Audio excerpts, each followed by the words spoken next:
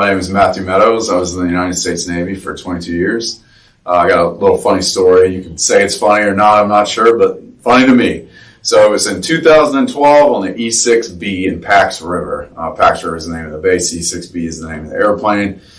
Me and the flight engineer on the aircraft were doing a main engine control change on a CFM engine, which is a turbofan engine. Very complicated process. You have to remove tons of fuel lines, all this crazy stuff. To get this main engine control off, you put the new one on, you have to adjust the knobs and so on and so on once you get everything back together. But in order to test it, you have to start the actual engine. So pilots came out, it was nighttime. We get everything back together. So it's 36 hours, everything's good, back together. We're excited, we got the engine cowling open. Flight engineers on the flight deck with the pilots. I'm the observer on the ground. I've got my long cord. I'm down by the engine cowling is open. I'm looking at the main engine control and all the fuel lines. Hopefully nothing leaks. So as the pilot, I'm listening, of course, to what the pilot's saying. And so there's a procedure that you go through and certain calls that you have to make. Well, the pilot says fuel on engine number 3, because engine number 3 was the one we were doing the main engine control.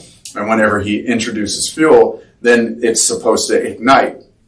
Well, when the engine ignited, it had probably 40 to 50 pounds of jet fuel in the compressor that you're supposed to dry mill the motor, meaning blow the fuel out of the motor first for about 2 minutes before you ignite the fuel. Well, the manual did not say to dry mill the motor. True story.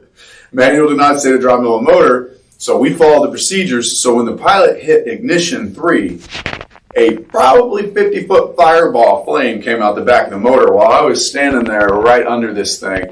And it sounded like a massive explosion with Lysol and a lighter at the same time. And of course, I dropped to the ground and ran as fast as I could. And that's my funny story because it was on camera and we watched the playback.